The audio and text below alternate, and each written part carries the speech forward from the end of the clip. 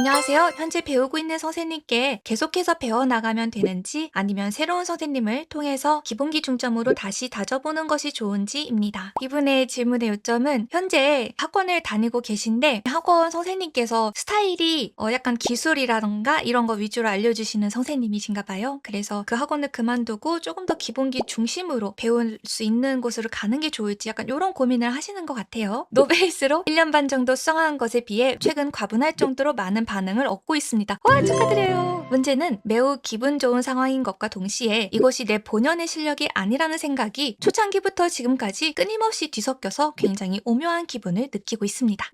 이런 문제가 있을 수 있죠. 저희 선생님은 공부할 때 크로키나 해부학은 안 하고 모작만 하신다는 타입이시고 기본기를 바탕으로 구도를 짜기보다 참고자료에 의존해서 구도를 짜는 스타일이십니다. 사실상 선생님에게 배운 스스로 공부하는 법은 모작을 제외하고는 전무한 상태입니다. 해부학 지식, 인체의 원리, 얼굴의 비율 등 기본기에 대해 자세히 배우고 공부해본 적이 없기에 참고자료 없이는 아무것도 그리지 못하는 상황이 되어버렸습니다. 과거에는 10의 학원비를 내고 30의 경험치를 얻어갔다면 지금은 점점 10의 학원비를 내고 3만 얻어가는 느낌이라 뭔가 학원비가 아까워지고 있는 기분이 들고 있어요. 문제는 그 3만으로 충분히 좋은 반응을 끌어내는 그림이 완성되다 보니 섣불리 학원을 끊지 못하는 상황이며 새로운 선생님께 배울 때 책을 처음부터 다시 배워야 할지도 모른다는 두려움에 함부로 바꾸지 못하는 것 같습니다. 스스로 피드백 없이도 완성해서 올려보면 아무래도 피드백 받아서 완성한 그림과는 반응의 차이가 조금 크다 보니 이게 그죠. 첨삭을 많이 해주시는 것 같은데 그럼에도 언제까지고 학원비를 내며 다닐 수는 없는 것이며 독립하기 위해서는 스스로 공부하는 체계가 잡혀있어야 혼자서도 잘할 수 있다고 생각하는데 그런 체계가 잡힐 낌새가 보이지 않으니 조금 급해지는 것 같습니다. 이게 정상이고 이렇게 쭉 해나가면 되는 것인지 아니면 기본기를 효율적으로 배울 수 있는 선생님을 찾아서 기본기 공부에 더 집중해보는 것이 좋은 것인지 궁금합니다. 질문 주셔서 감사합니다. 여러 가지 생각이 드는 질문이었어요. 이게 막 옳다 그르다라던가 이런 거는 없고 학원 수학하고 1년 반반에 굉장히 많은 팔로워라던가 그런 포트폴리오를 많이 만들어 나가고 있는 상황이라면은 선생님이 못 가르치시지 않아요, 절대로. 제 생각에는 방향성, 선생님마다 알려주시는 그런 타입들이 많이 다르세요. 그 타입의 문제라고 생각을 해요. 첫 번째는 선생님마다 장단점이 있다. 그리고 방식이 다르다. 그래서 첫 번째 어떤 선생님이 있냐면은 빠르게 뽑아낼 수 있는 스킬을 잘 알려주는 선생님. 이거는 내가 10씩, 30씩 가져간다라고 느낄 수 있어요. 그리고 두 번째는 기본기만 죽어라 패고 진도가 잘 안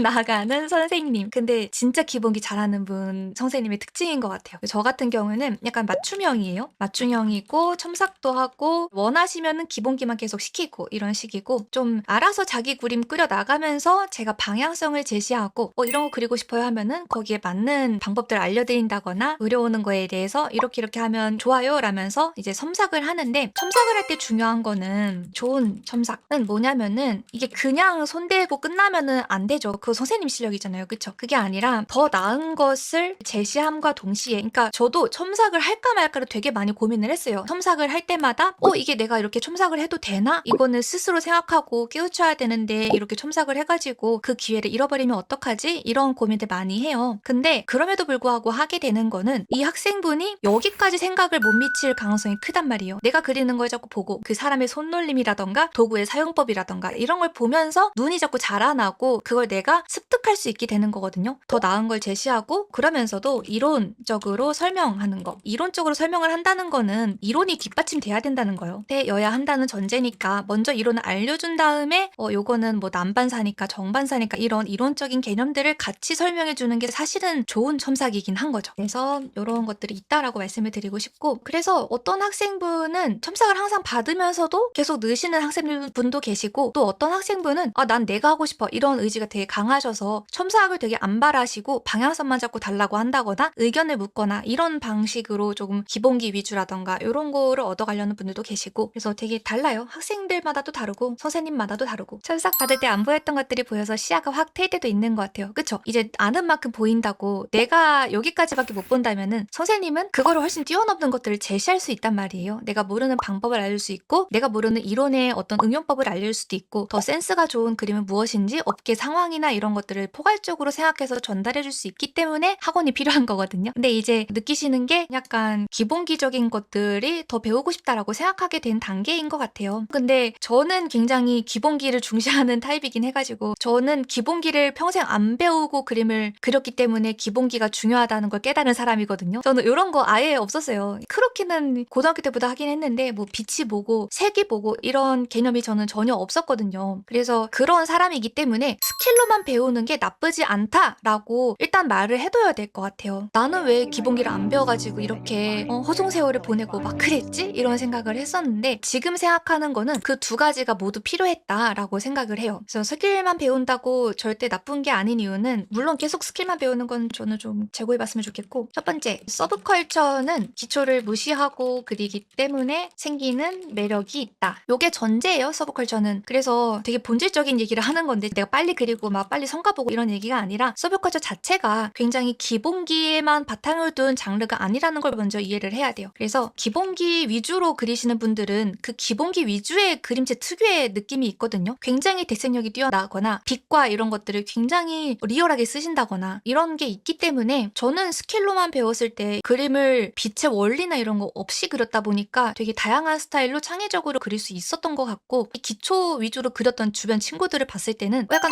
되게 탄탄하다 이런 느낌은 되게 드는데 되게 특이하다 독특하다 막 이런 매력적인 것들은 잘 못 느꼈던 것 같아요. 물론 이게 여기서 중요한데 기초를 탄탄하게 배우면은 그 매력이나 느낌을 의도해서 깨는 게 가능해요. 이게 제가 요즘 추구하고 있는 거고 강의에서 전달하고 싶은 그 이론 중에 하나입니다. 그래서 감각파냐 이론파냐 이런 것들은 둘 다 사용하냐 마냐 뭐 이런 차이라고 생각을 해요. 그래서 저 같은 경우는 단점이 뭐냐면은 엄청나게 변수를 많이 갖고 있어요. 왜냐면은 다양하게 하는 걸 좋아하니까. 그래서 누군가한테 막 체계적으로 배우는 것도 전 진짜 싫어하고요.